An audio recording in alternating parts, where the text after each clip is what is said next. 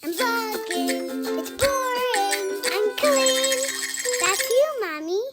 Hello, welcome to Tortilla Talk Tuesday. You guys, remember last week when I picked a bunch of apples and I was like, I'm gonna make an apple crisp? Well, I never did that, so maybe I'll do that today. And by maybe I'll do that today, I mean, I'm definitely not gonna do that today. I'm gonna go check on my chickens, guys. Last night was the first night that I left them alone in the chicken coop without supervision, and they were all amongst each other, the chicks, the baby chicks with the big chicks. And we had some issues with the big chickens, specifically midnight, picking on the other ones. And I know if there's a pecking order, and I know it's nature and that's how it works. I get it, but I am very protective of my little babies and I didn't want them to get hurt. So it took me a long time to let them be alone without me in there. So let's see how they're doing. Hi babies, everyone looks fine. Oh, your feeder has been knocked over. Okay, so clearly there's a little bit of bullying happening because somebody knocked over all your food. That's really nice, but I don't see any feathers anywhere. It doesn't look like anyone pecked out feathers or anything like that. Everyone looks healthy and happy. I think we're good. Hi, Betty. How you doing? Did anyone bully you last night?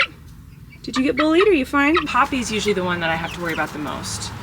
And she usually doesn't do that, so that's a little concerning. Poppy's on my back, but I just have a feeling she's about to poop on me. I don't know how this is gonna go. She seems to be fine. I think they're fine. I think everything is good, which is good, but my back does feel warm. Did you already poop on me? What's going on? Come get some grubs. I'm gonna try to spend a lot of extra time with them today because I know they were alone with the big birds all through the night and then most of the morning, so I know that they got picked on and they do seem skittish today more than usual. I'm letting the big birds walk around right outside the coop right now. The little ones I'm giving some space and alone time so they're not pecked at, and hanging out with them so they know that I'm still safe even though they've been picked on, because right now they seem a little scared and skittish, and even though their little brooder pen is open, they kind of want to stay inside of it. Come on.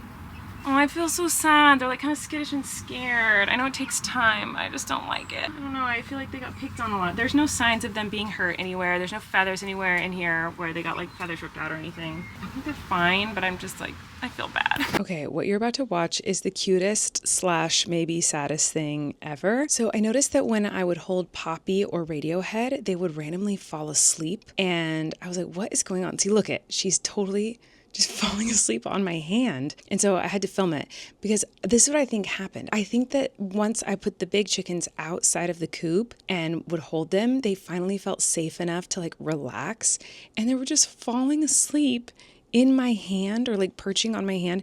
It was the cutest thing in the whole world, but also like broke my heart because it made me think that maybe they're overstimulated and it's just intense having the big chickens just roaming around them and can peck at them whenever they see fit. So anyway, this broke my heart. But I also Googled it and it said that chicks their age just randomly will fall asleep during the day and take naps. So it could just be that. But I like to catastrophize things, I guess. But look, it's really cute. It's just kind of sad. Oh my God, that was such a when you give a mouse a cookie situation for me. I have so much to do, but I got in the chicken coop and they were all doing well. So then I was like, you know what? I want to move the brooder over so to give them more room to walk around in here, clean it up a bit. And that's what I did. And it took me an hour and a half. I know, Taxi. I know. Gosh, she's mad at me. Oh, I forgot to get grapes. Was that why you're yelling at me? Sorry. The grapes. Look at the grapes, you guys. They're so grapey. Oh my God, I hope we actually get grapes this year. Last year, I felt like they needed a couple more days of growth and then birds and rats ate them all. So I hope we get them this year. There's so many, they're so pretty. We've never successfully done grapes. I need to go wash off. This is not good. Okay, goodbye. The shower that I needed to take after that chicken coop debacle was, I mean, there was like dirt in between my toes and I was wearing socks and shoes. So that was necessary. It is much later. It is time to read your Tortilla Talk questions. Let's get to it. Shannon Fraser said, Tortilla Talk question. Sorry to make you keep talking about Gus. No need to apologize. Just wondering how the kids are dealing with Gus missing. Are the twins too young to really understand?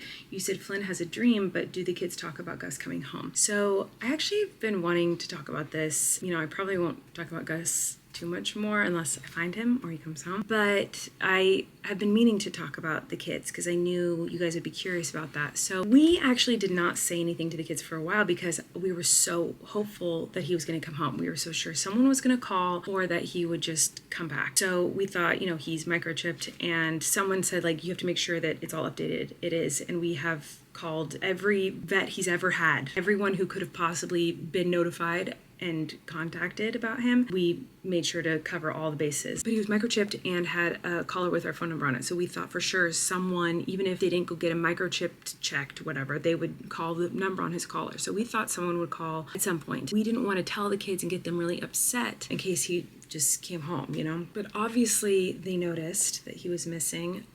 So I think Flynn noticed first and then the twins noticed later. They asked Eric what happened, and Eric said Gus went on an adventure and he hasn't come home yet, because we were still hopeful he'd come home. Flynn and I have had a lot of talks about it, because Flynn eventually got to a point where he was like, hey, I don't think that Gus is gonna come home. He asks about it and talks about it a lot, telling me what he thinks happened to Gus, where he thinks Gus went. You know, I remember the day that he said he didn't think Gus was coming back. He was worried something happened to him. So, you know, we've had a lot of conversations about it. I mean, Gus was a really big part of our lives. Like he and Daisy are our other children. They're our babies, and so the kids do talk about him a lot. I think yesterday we were walking up the stairs and Maisie said, Gus is on an adventure. When's Gus coming home? The twins talk about him a lot, but they don't comprehend that like maybe Gus is never coming home. They just think he's on an adventure, and he's been on an adventure for a long time. And Flynn, I think, kind of gets what's going on, because we talk about it quite a lot with him, and it's hard to say that like the kids are too young to know about something or to understand something, so we're just kind of going off of their cues. So Flynn asks us about it, we're honest with him, and we talk to him about it, and we tell him how we feel about it and ask him how he's doing about it. And the twins, the same thing. It's not like we're going out of our way to tell the twins the details of the situation, but they'll say they miss Gus, and we'll say we miss him too. They'll ask, when is he coming home? We'll say we don't know, but we're not like going into detail about the situation. I'm not sobbing about it around them. I don't want to like worry them more. I let them know that I'm sad too, and I've cried about it too, but I don't like sob about it in front of them. Sarah said, Tortilla Talk question, what was yours and Eric's wedding like? I've always loved y'all's relationship, and I was just curious. Love you so much. So I talked about this before, but I guess it's been a while since I talked about it. Eric and I had a very chill wedding. We just had it in the living room of our old house. Neither of us wanted a big wedding. So we're like, well, maybe we'll just do something small, and then like someday we'll do a big party or something. And we're still wanting to do that big party someday. Rachel is certified or whatever. She's an officiant in California, so she can legally marry people. And so we just waited till there was a day where Eric's parents were in town. So my family came over and we were just like, hey, let's get married. I had bought a dress like on Amazon, like a cheap like white dress. We let my niece and nephews kind of be in charge. And it was really sweet, and it was lovely and perfect and private, and Parker definitely put on a performance. I'm pretty sure at some point he had like a ribbon dancer and was dancing around the living room like for a special wedding gift present to us. It was like a Parker performance, which is like the best gift ever. But it was really fun. It was a blast, and it was beautiful, and it was cute and small, and someday we'll do a big wedding party. Maybe. We're not in a rush to make that happen. Amy said, Tortita question, you've become a comfort person for a lot of viewers, but who's your comfort person when the camera's off, the house is loud, and you have the daily stresses of life?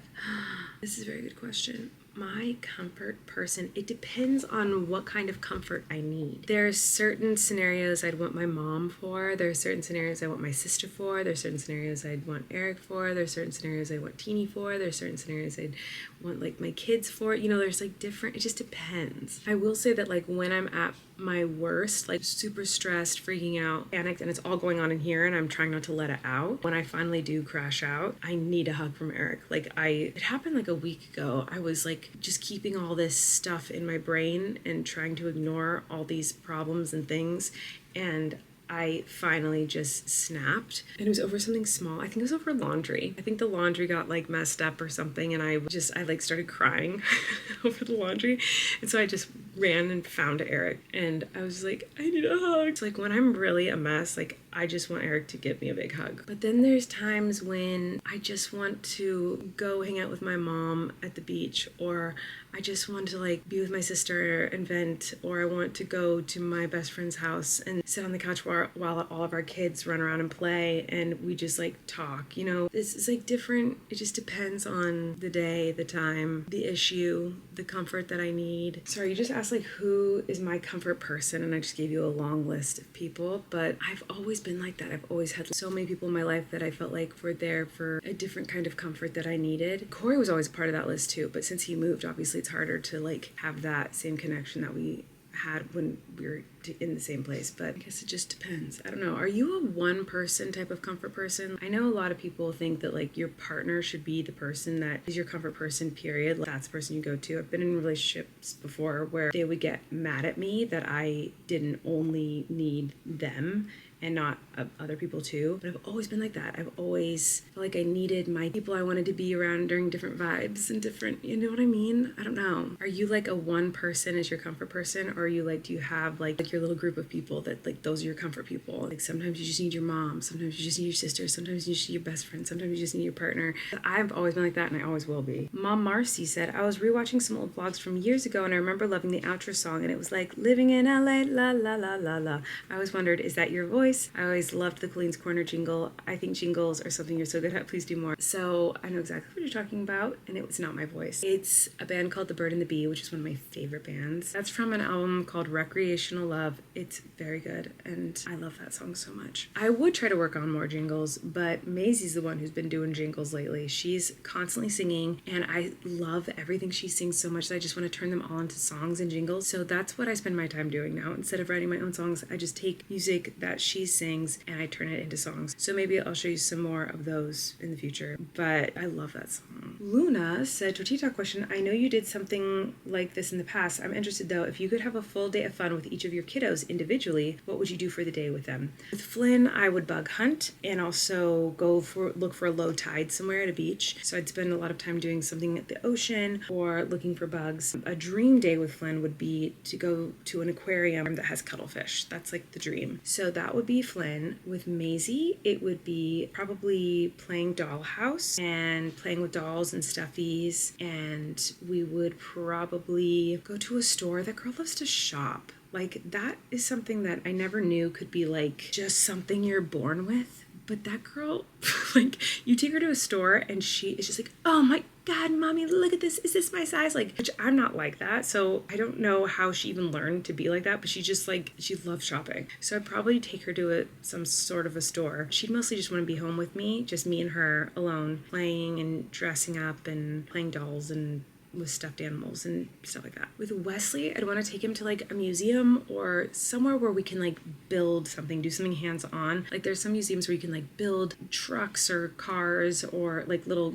kid cars and stuff, racetracks, trains, like something where we would build something together. I think you'd really like. But Wesley's so social that it would be hard to think of stuff to do just me and him, because he would just talk about how he'd want Maisie and Flynn there the whole time. To me, if I had to pick a perfect day for Wesley, it would be some alone time, just me and him, which I know he'd love, but then I know he'd want to be with Flynn and he'd want to be with Maisie. So I'd want to do like some time with just the boys, doing something with the two of them, and then something with just him and Maisie, because he's just so social. Like, I don't think that he would enjoy a full day just alone, but I would love to take Wesley to Disneyland. I think Wesley would be so fun at Disneyland. Maisie's not at a point right now where I think she'd like it or appreciate it, but Wesley would love it. Oh my God. Wesley's kind of down for anything, like anything fun, like Wesley's down to do. Whereas Maisie and Flynn have specific things where I know that like they would want to do this during the day. Wesley's like just down for an adventure. Like he'd have fun kind of doing anything. Well, that's all the questions I'm going to answer tonight. I'm gonna go do some laundry